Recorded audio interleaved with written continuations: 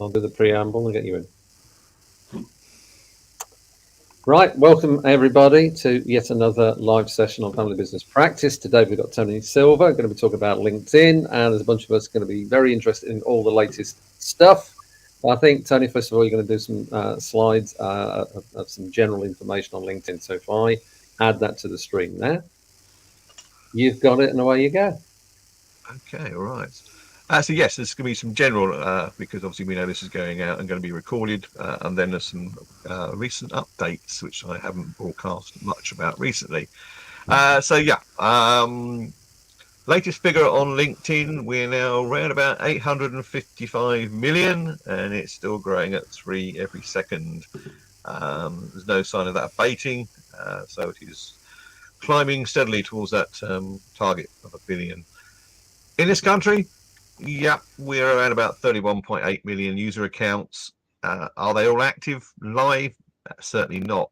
I mean, some statistics show that a very few percentage of people with accounts are actually active at all, but there's still millions and millions of decision makers on there. But a lot of people that I meet fall into these categories, frustrated or confused. And that really is around the fact that LinkedIn, owned by Microsoft these days, not a great communicators. So when they do updates, they don't send you a message or an email telling you about it. You kind of stumble across it, or you see a presentation from someone like myself. That's kind of the way you find out about it. So a lot of people not too sure what's going on, a bit frustrated, a bit confused what they need to do. But there are 3 areas of LinkedIn that I work on: the top card, the SEO side of it, and then the activity side of things. Keywords. Yeah, it is a website. It's also a database.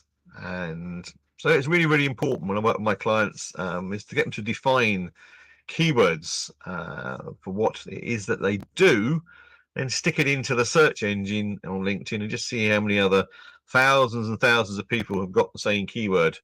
And therefore start to refine it down so you're not swimming in too big a pond. Also, don't go too far that you niche it that only 3 cats and a dog are actually in the same pool. But it's about visibility. When someone lands on your LinkedIn profile, actually I'm going to change this slide because it's very much definitely 5 seconds nowadays. It's no longer 7. Just doesn't fit in with the 7-second syndrome, which is a nice alliteration. But yeah, 5 seconds. We had a presentation this morning at another meeting, which also by a web guy, he confirmed it's down to about 5 seconds. So you need to engage people in that 5 seconds. What is it they do? Well, they've probably done a real generic search. So, I pick on Graham, SEO specialist. Put that into LinkedIn. Graham's not the only answer. There are other people that come up in that answer. And that's the problem. It's thousands, hundreds of thousands, and potentially millions of people. What do I look at in that 7 seconds, 5 seconds, whatever it is these days? Well, 2/3 of the UK population are visually orientated. Therefore, they will see the banner sits at the top. And it's obviously quite a large part of the top piece as well. After that, their eyes will fall upon the headshot.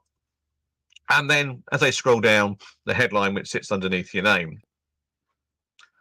Then they might scroll. Yeah, if you've engaged them, and at this stage, they're not actually worried about you. I don't actually give 2 hoots about you, to be honest with you. They're worried about what's in it for me. What can you do for me? The person is looking to see what it is that you can resolve for them. And if you've got them, and then yes, they may then scroll down to your about section. But if that top card isn't actually set up properly, then you might be the best person in the world at what you do, but they're not going to scroll down to find out. Yeah, so how about if people search for you or position role keyword? Just think about that. What's going to come up? Have a look at it. Go and do a bit of research. And if you are finding that there are lots and lots and lots of people in the same pond, you're definitely thinking about refining it. So, yeah, I'll be honest with yourselves. Go and look at your profiles. Are you happy that you will pass that 5 to second test? Is there enough information to get the person to scroll down, or are you going to be just lost in the tumbleweed along with everybody else? So you need to get that top of your profile engaging. Most of you have been through this with me before, but there are those areas that I spoke about. The banner, the headshot, the headline which sits underneath your name, and then finally, if they get there, then they might well view your about section. Banner. Yeah, I put the word affirms in there deliberately because it kind of needs to affirm that they're in the right place. If they looked you up and they're looking for an accountant, you kind of need to tell them in that banner what it is that you do. So yeah, I'm afraid a banner which is the standard LinkedIn one you get when you open an account nowadays, doesn't tell people anything, and therefore you're losing them almost straight away. So change it to something that is probably a mixture of logos, words, pictures, etc. But you need to hit them and let them know pretty damn quickly what it is that you can do for them. Then professional looking headshots only. I added the word looking in recently because you say professional and people weren't prepared to pay £200 for a branding shoot, although I suggest it's a good idea to do so. You can get it done on a smartphone. Many of you again have seen this. Bad headshots. Well, bottom line, none of them are headshots, and that's the gist of it. We are looking for a head and shoulders because ultimately, again, about 2/3 of people are viewing your profile on their phones. The screen's obviously a lot smaller, even though the phones are getting ridiculously big these days. They're still a fairly small screen. So full length, absolutely no use whatsoever. And then things that aren't headshots. Okay, this person was mobile telecommunications, and this one over here, they were not in the film. They certainly had nothing to do with opticians. It really didn't give people a guide to what it is they did. And people are looking for headshots. So immediately, when you see something like this, it's going to put people off most definitely. You're looking for something that's much more along the lines of, yeah, plain background. In this particular case, this cat was using a corporate color. But again, it's head and shoulders. It is, I can guarantee you, it is current. That's what he looks like currently. He's got eye contact and he's got a smile. Again, yeah, same sort of format. You're getting the idea. This is what people are looking forward to seeing. They want to be able to identify you. They're all current. They've all got a little bit of smile, eye contact. I am seeing people these days who have got headshots that have not got any eye contact. And I quite forcefully say to them, well, if you met me at a networking meeting, would you look me in the eye or would you look over my shoulder? Yeah, the answer's there. You don't look over people's shoulders, you look them in the eye. So don't have a LinkedIn headshot where you're gazing into the distance. It doesn't make sense. And then, yeah, the headline is not your job title. It was once upon a time back in the noughties when LinkedIn came into being, and you only had a certain amount of characters. LinkedIn have changed it now, so just having your job title in there, actually this is even worse, it's just a job title, don't even put the company in there. No longer acceptable. What we need to do is we need to let people know what we can do to help them. So again, the you language more than the I language. And a lot of people were using the I, which is a bit of a headache from the old days. People are interested in what you can do for them, so you need to talk to them. And if they do scroll down to that first 4 lines of your about section, you've got them trapped in that 5 or 7 seconds. You've got to make sure that they have good reason to actually open it up and go and look at the rest of it. So the words I, we, me, and all that, I don't particularly think that's going to be an awful lot of use to you in those first 4 lines because people still want to have a reason to open that, see more. So there's one of mine from a while ago. It talks to the person, I'm asking the questions, I'm using the you and your language, and the whole idea is that I want them to push that see more. So actually, I do use the word I, but it's near the end, and it's in the sentence. It's not complete. So to find out the rest of the sentence, they've got to open the see more button. It's a deliberate ploy. But when they do, yeah, it opens up. So how many eyes are in your first 4 lines? Any more than one, but possibly might be too many. Now, does your profile use all the sections? That's another thing.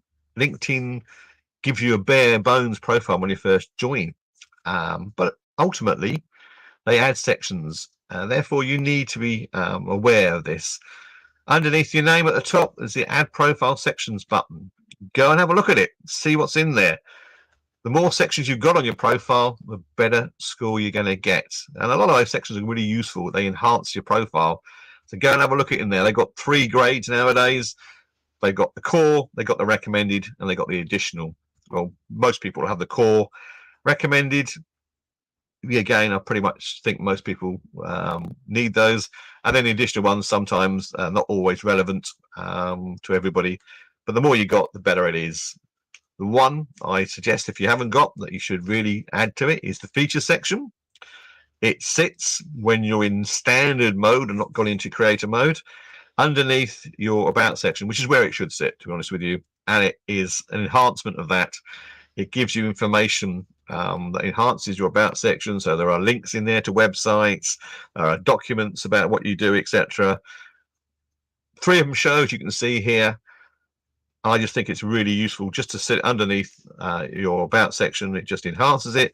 It's also another section that you've got which will add to the overall score.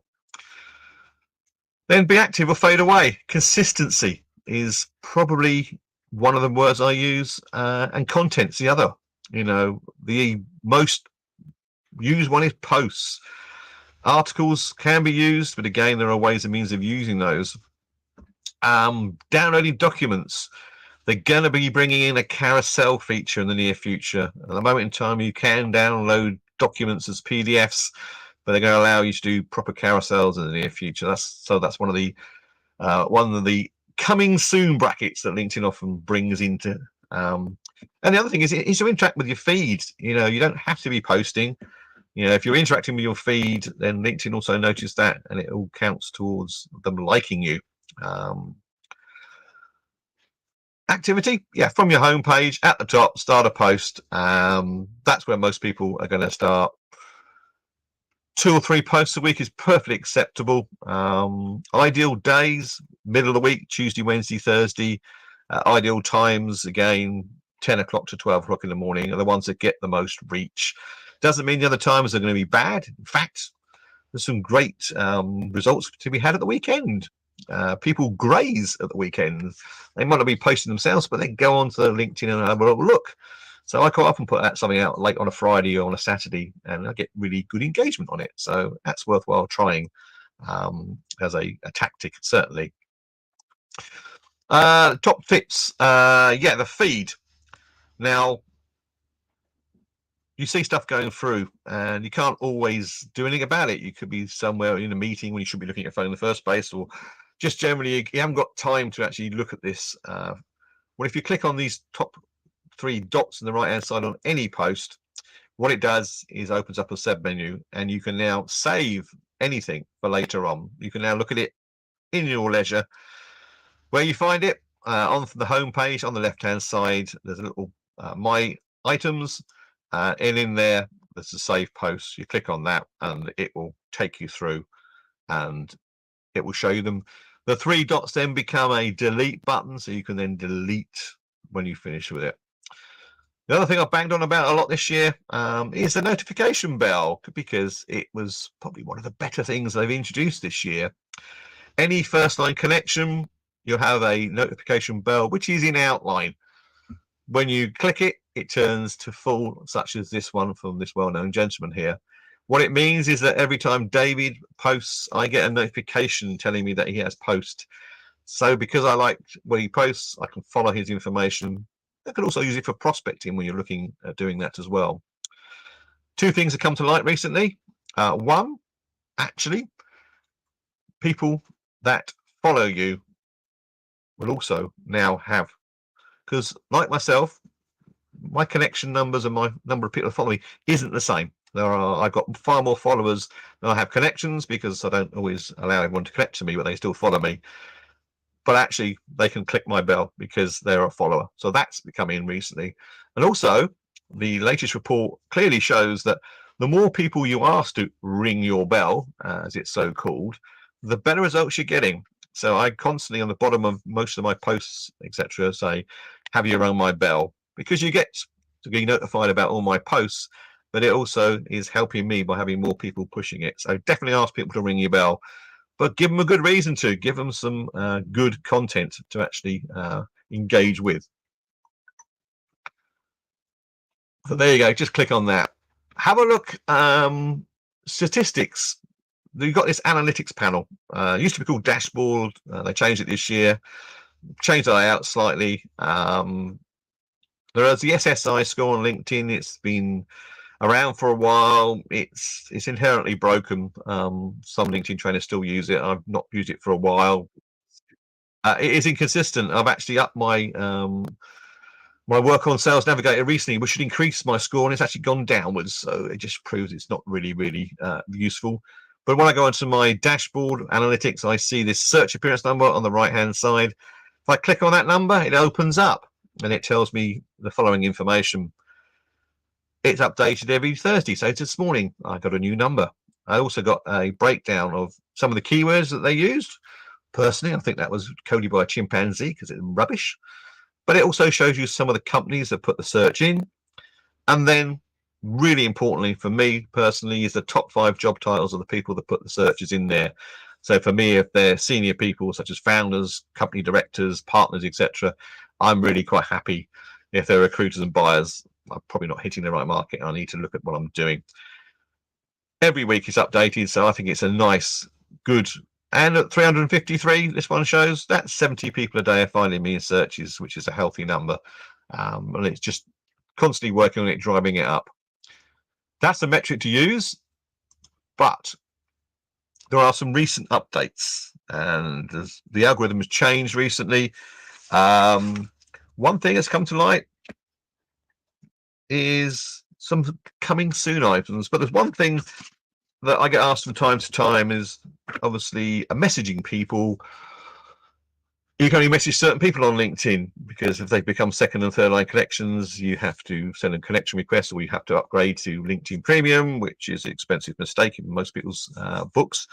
But as I've often said, and someone has just gone through and made it slightly more obvious, you can actually message people in groups.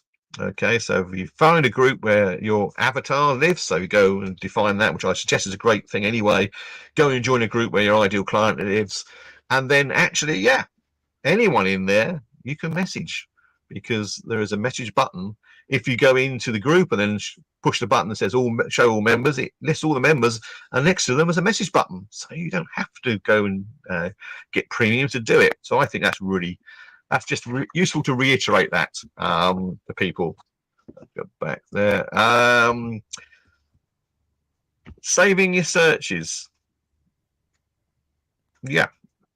When you do a search in LinkedIn, it creates its own URL. So just go and cut and paste it and save it. But you haven't got to go and buy Navigator and have all that extra cost involved in that side of things as well. And also, if you don't like your feed, don't bother looking at it. You can. There's 3 different feeds to start with, so you've got options. But what I've started doing is, if you go into the search button at the top of LinkedIn and just hit the enter button twice, not entered anything in it, it gives you all the little drop downs underneath it. And one of them is posts. Click on that, and then you can actually go and look at your first line connections posts over a certain period. And now you're starting to see information from certain people. It's a little bit of a shortcut, and it makes it a lot easier to find useful information in there. I mentioned creator mode earlier. They keep trying to justify its existence. They are now going to change the layout of that, so they're splitting it, and there will be 2 tabs, one for experiences and one for posts. So that's in the coming soon side of things. But there's lots of bits and bobs that are going on at the moment in time. I'll have a more up-to-date list, but mainly there doesn't seem to be an awful lot of difference in the real criteria, which is what are the best times of day to post, what you should avoid doing. They're still pretty much the same as they always have been. Yeah, please use video. Don't make it over 2 minutes, because again, the reach goes away on that sort of thing. So there's plenty around there that's going on at the moment in time. For that, within the time scale, it's all I can give you today. But let's have some questions. Let's stop sharing my screen if I can do that. And yeah, please feel free to fire away. First of all, though, round of applause, please. Excellent. I can confirm that's going across all 3 channels at the minute. So it's on Facebook, LinkedIn, and of course it's directly into YouTube in the vault.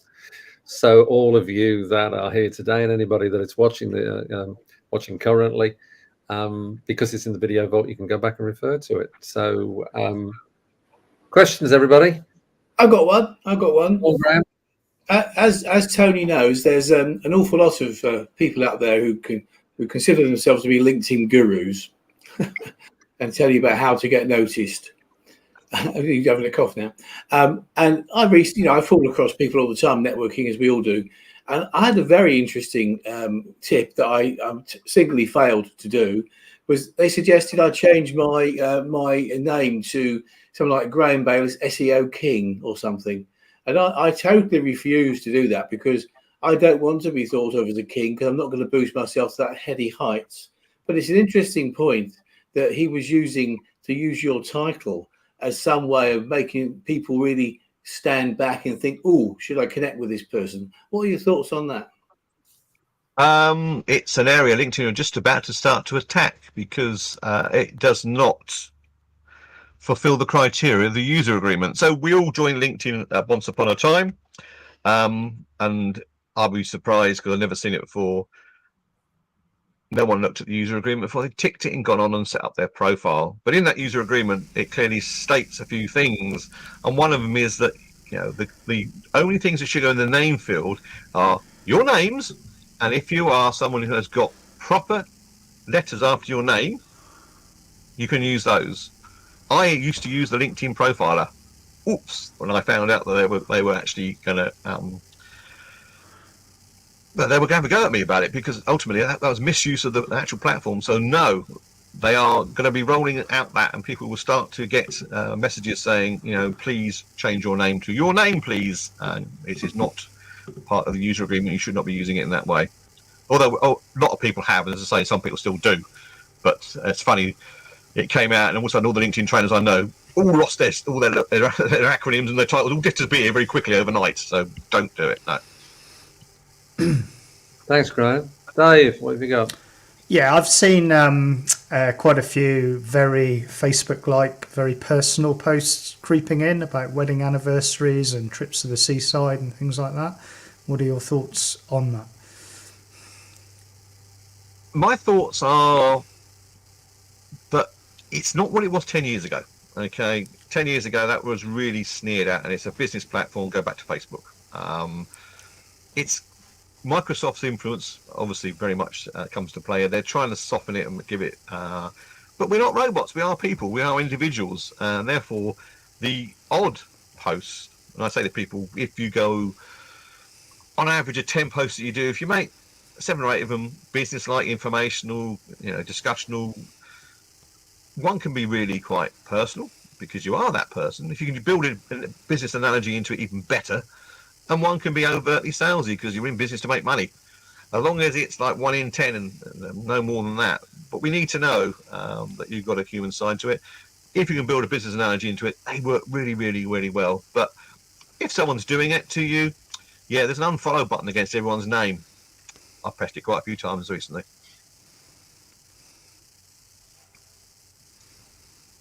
I find that actually quite fascinating, because I think when you look at the various posts these days, it's a very, very wide cross-section of types of post, isn't it? And I can understand people saying that's a Facebook type post. But on the other hand, as you say, it's nice for people to show their different side to it. So my personal feeling is that I think Microsoft are not really sure where they want LinkedIn to sit. I don't know if you agree, Tony. Yeah, as I say, they keep kind of Facebook it. They keep bringing things in. I mean, a great example, though it's a very old example now, is when they brought in stories on the app, which was an Instagram thing. We told them it wouldn't work, and a year later they removed it because it didn't work. It's the same with Creator Mode. They brought that in, and it was riddled with issues and problems, and they are all the time trying to justify its existence by making it better. Ultimately, it still doesn't work that well, and you'll find that most people turn it off more often than they have it on. It has advantages when you turn it on, but as I say, again, some of the things they introduced, and they don't think through. And one of them is, you know, the cover story, which is the little video behind my headshot that you'll see if you look at my profile. Lasts for 3 seconds. You wonder what the hell that is. how do you access? It was a full 30-second video with audio behind that, but it's not clear how you access it, and it's just typical of LinkedIn half-heartedly going about things, but the general public not knowing what the hell they need to do with it. So yeah. Are they ever going to wholeheartedly go for vertical video shorts? Because we've now got Insta Reels, we've got TikTok, we've got YouTube Shorts, we've obviously got Facebook doing non-horizontal formats. They're tinkering, because obviously the two things that they've brought in recently is templates now. If you've seen templates on the app, right, when you start a post on the LinkedIn now on your app, you have got the ability to use a template. The templates are pretty banal. The more useful thing is they've also allowed you to actually put a link in, so you can now put a link into a post that you create in the app, which can go off to a website as such. And then they go and support it by a range of sort of infantile stickers. But the link's quite useful, because you can embed that into there. Someone clicks on that link and they can then go away. So they're actually, because it's built into LinkedIn itself and it's built into the app, that's also a good way of getting people pointed into a website. Whereas they're even talking, rumors are, when you put a link into free text on LinkedIn, they reduce your reach. They don't like it. They're not like people going away from their platform. They get really sort of to the point where they're talking about actually stopping that facility. You can't create one. So yeah, I think that the app, this templates, no, the stickers, no, but actually the ability now to actually put a link in there, yeah, it can be quite useful, because we're not always sat in front of our computers doing these things, are we? Therefore, the ability to do that when we're out and about can be quite useful. But they play catch up on a lot of areas, Dave, as you well know. They're all cool, years behind in other areas, and some areas they're catching up slowly. As soon as they catch up, everything else sort of moved on, of course. I have a quick question, if that's okay. Jay and then Graham. Okay, cool. I found I really liked LinkedIn for a very long time, but I found lately that a lot of the posts, sort of along the lines of what Dave was saying, but they're either motivated by politics or religion or whatever, and then the comments underneath. Whereas before it was very much a business platform and people would never have considered commenting the way they do. I think now that it just feels very much like a slanging match and people slating each other and being very rude backwards and forwards to each other on many occasions about different subjects. Do you think that, well, I personally feel that damages the platform. Do you think that Microsoft are going to try and do anything about that? Because at the moment, it doesn't look like they're trying to stop it from happening. They are, because I've got two people in my network who very much want to be controversial. They've been put in LinkedIn jail on a few occasions recently, and one of them was actually told if he continued it, he would be removed from LinkedIn. But, and when you go and look at anyone's profile, you have that more button on the right-hand side of their name, the drop-down menu. At the bottom of that drop-down menu is a report and block. If you don't report them, then LinkedIn won't always spot it. They are now taking those reports seriously. And if it's actually a serious infringement, then they will remove them straight away. If it's something that you don't quite like and it doesn't quite sit, if enough people complain about it, again, LinkedIn will take action. But they do need to be told about it sometimes. They don't always notice everything. So you have the ability to report things, and as I say, please do, because we don't want it on there. But if LinkedIn don't know about it, then obviously they can't do much about it. Graham. Yeah, another tip. This chap, no names, no pack drill, gave, and I thought this was quite an interesting one. Was that if you find something in your feed without searching for somebody, you actually find it, and there's lots of comments on it. A very good idea to add your own four penneth to that, because then everyone who's commented on it before gets a notification that you posted on something they posted on, and therefore brings you into their radar. Is that good or bad tip? Yeah, I mean, if you find something that and you can actually add value to it, my tip also will be to tag in the actual author as well into that particular post. And yeah, absolutely, it's a good way. And when you post, it's also very clear that the more second and third line connections that actually start coming on your posts, the better for you as well. So yeah, absolutely, things like that. Get involved in things that are, but yeah, don't just put in 5 words because it's going to give you a bit of clickbait. No, add value to it, and put the author, or actually put the author, or if you're applying to someone directly in that thread who isn't the author, put their name in it. Then they get a notification about it, and then the chances are it continues.